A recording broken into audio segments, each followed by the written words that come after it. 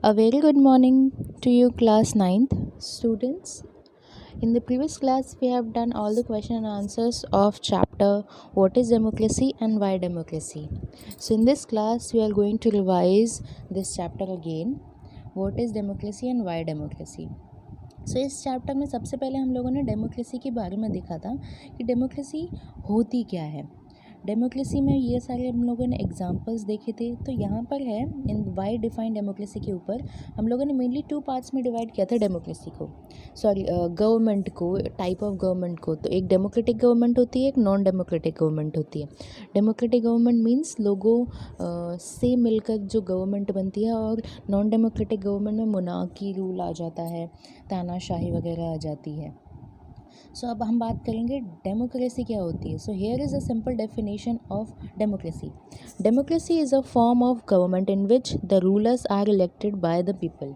Democracy एक ऐसी government की फॉर्म है, या फिर हम कह सकते हैं फॉर्मेशन है, जिसमें जो रूलर्स हैं वो किसके द्वारा चुने जाते हैं। वो रूलर्स चुने जाते हैं bye the people, means by us.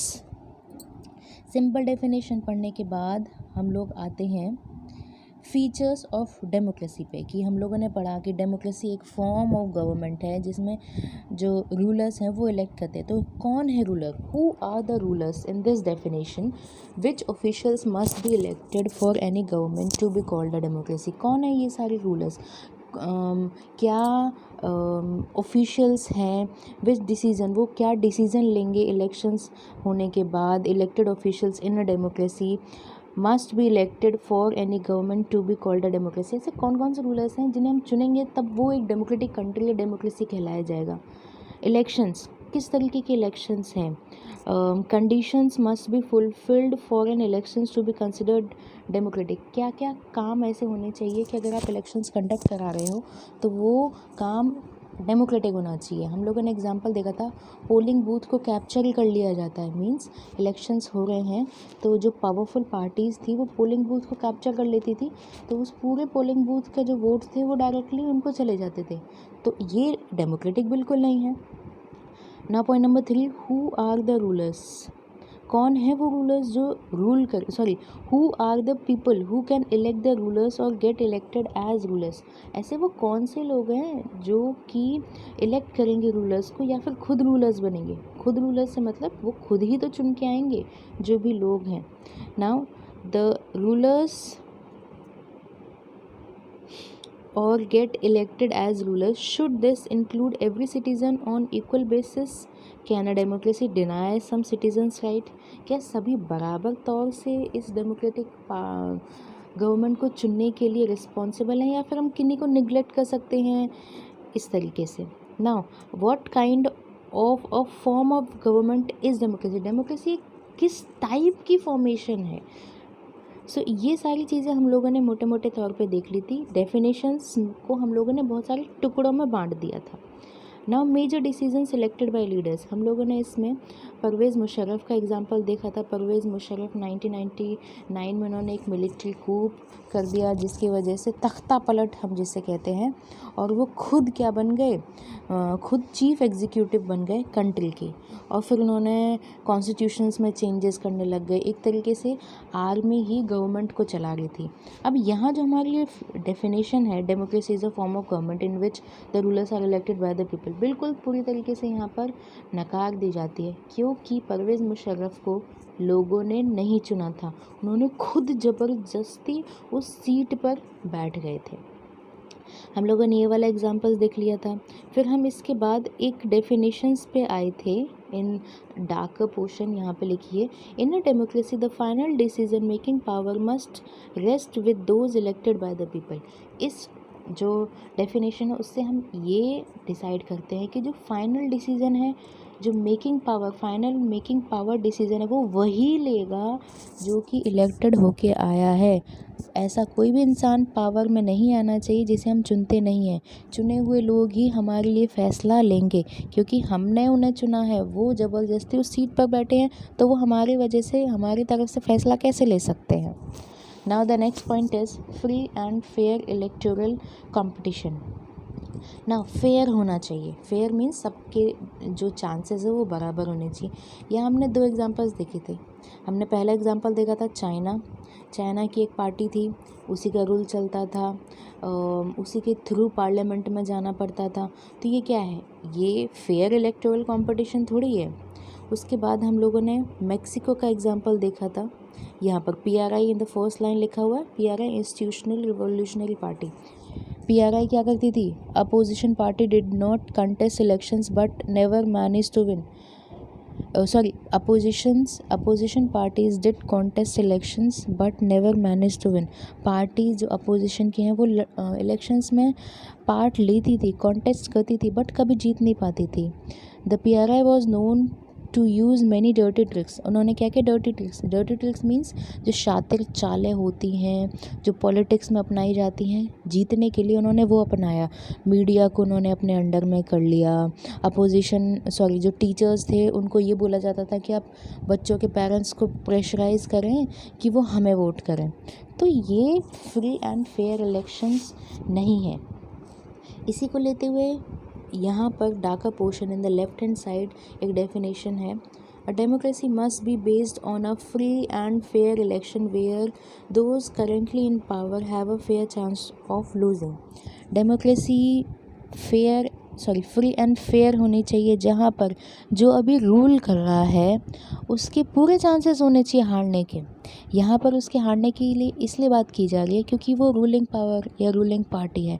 तो रूलिंग पार्टी कुछ भी कर सकती है, कुछ भी इन द सेंस उससे गलत काम नहीं करना चाहिए, दूसरों को भी मौका मिलना चाहिए ताकि वो सत्ता में आए।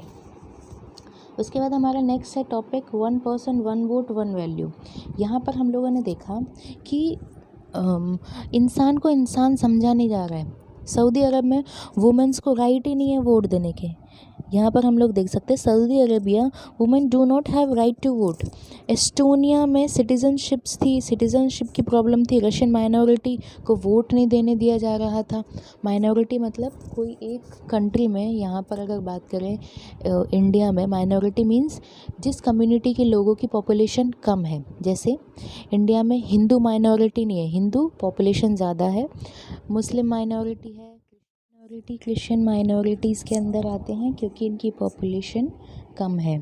नाउ पॉइंट नंबर 3, फिजी में भी जो इंडिजीनियस फिजी थे, मतलब वहाँ के जो नेटिव लोग थे, उनकी ज़्यादा वोट की वैल्यू थी, बशर्ते कोई बाहर से आता है। जैसे इंडियन फिजी की बात कर लें हम, तो यहाँ इस डेफिनेशन, इस पूरे पॉइंट से हम लोग इस कंक्लूजन पे निकलते हैं। In the darker portion black colour में डेफिनेशन दी है, in a democracy In a democracy, each adult citizen must have one vote and each vote must have one value. Her democracy में एक वोट है हर लोगों के पास, हर सिटीजन्स के पास, और हर वोट की एक वैल्यू होनी ही चाहिए। ज़रूरी नहीं है किसी की ज़्यादा होगी तो किसी की कम। यहाँ पर हम लोग नेक्स्ट पॉइंट पे आएंगे, rule of law and respect. यहाँ पे हम लोगों ने जिम्बाब्वे की बात की थी। ज़ानू PF एक पार्टी थी, ज़ानू PF के जो लीडर थे वो थे Robert Mugabe. Now you can see in the first line left hand side, Robert Mugabe. इन्होंने भी बहुत सारी डर्टी ट्रिक्स खेली थी जीतने के लिए। जो न्यूज़पेपर्स हैं उनको अपने अंडर में किया। जुडिशरी मतलब जज के जो फैसले सुनाए जाते थे उनको भी वो लोग नहीं मानते थे, और सारी की सारी पावर्स अपने अंडर कर रहे हैं। अपोजिशन पार्टी है उसके लोगों को हैरेस कर रहे हैं, उनको परेशान कर रहे हैं। तो ये भी कोई डेमोक्रेसी नहीं है। यहाँ से हम लोग इन द लेफ्ट पार्ट में डेफिनेशन है उस कंक्लूजन पे लिख लेंगे, a democratic government rules within limits set by constitutional law and citizens right. Democratic government के भी कुछ रूल्स हैं, उसे भी कॉन्स्टिट्यूशनल लॉज एंड सिटीजन्स के राइट को साथ में लेकर चलना चाहिए। नाउ समरी, हमने इतनी सारी डेफिनेशंस देखी, उसको लेते हुए हम लोगों ने समरी निकाली थी। समरी है, democracy is a form of government in which the rulers are elected by the people. इन सभी में हर जगह हम लोगों को ये देखने को मिला, कहीं पर जो आर्मी चीफ है खुद को रूलर बना देता है, ये पॉइंट ही गलत हो जाता है, बिकॉज रूलर्स को हम चुनते हैं। कहीं पर पार्टीज ही रूल कर रही हैं, वो डेमोक्रेसी नहीं है। कहीं पर वोट की वैल्यू नहीं है, वो डेमोक्रेसी नहीं है। तो हम लोगों ने एक समरी निकाली कि जो डेमोक्रेसी है, democracy is a form of government in which the rulers are elected by the people. Now rulers are elected by the people take all major decision. जो रूलर चुना गया है वही डिसीजन लेगा, कोई और को कोई हक नहीं बनता है। Elections offer a choice and fair opportunity to the people to change the current rulers. सभी लोगों के पास इलेक्शंस एक ज़रिया है कि वो सभी लोग अपनी जो करंट गवर्नमेंट है उसको चेंज कर सकें। तो फेयर चांस मिलना चाहिए, सबके पास चॉइस होनी चाहिए। जैसे चाइना में लोगों के पास चॉइस ही नहीं है। Okay, now point number 3, this choice and opportunity is available to all the people on an equal basis। और ऐसा नहीं है कि आपने किसी को दे दिया वोट करने का राइट और किसी को नहीं दिया। यहाँ पर इक्वालिटी होनी चाहिए कि सभी लोग अपने राइट्स को इक्वली सबको दे सकें। Now last, the exercise of this choice leads to a government limited by basic rules of a constitutional and citizens right। अब इससे एक डर बना रहता है कि लोगों का भला करना है, ये नहीं कि आप खुद का ही भला किए जा रहे हैं। डेमोक्रेसी का मतलब है लोगों को सबको साथ लेके हुए चलना, ये नहीं कि सिर्फ मेजॉरिटी के लोग साथ हैं बाकी के आप पीछे छोड़ दें। ये हम लोगों ने पढ़ा था। एंड ये कुछ बातें हुई थी एक टीचर एंड उनके स्टूडेंट्स के बीच में, जिन्होंने अपने डिस्कशन के ज़रिए ये बताया कि डेमोक्रेसी क्यों इम्पोर्टेंट है। हमने कुछ आर्ग्यूमेंट्स पढ़े थे against democracy and for democracy के लिए। इन सभी के साथ हम लोगों ने ये जो हाईलाइटेड पोर्शन थे उन सभी को हम लोगों ने डिस्कस किया था। एंड हम लोग इस कंक्लूज़न पे एंड में आए थे ब्रॉडर मीनिंग ऑफ डेमोक्रेसी में, कि डेमोक्रेसी जो मेजॉरिटी ऑफ द पीपल्स होते हैं उनसे चुन कर आती है। रिप्रेजेंटेटिव डेमोक्रेसी होती है। रिप्रेजेंटेटिव डेमोक्रेसी मीन्स कि एक व्यक्ति रिप्रेजेंट कर रहा है एक पूरी कम्युनिटी को, हमने उसे चुन के भेजा है। रिप्रेजेंटेटिव डेमोक्रेसी आपकी क्लास में भी है, जैसे क्लास में एग्जांपल मॉनिटर, आपकी क्लास का मॉनिटर आपकी पूरी क्लास को रिप्रेजेंट करता है, दैट्स वाई। इस रिप्रेजेंटेटिव डेमोक्रेसी के बाद हम लोगों का ये चैप्टर ख़त्म हो गया था एंड हम लोगों ने क्वेश्चन एंड आंसर्स कर लिए थे।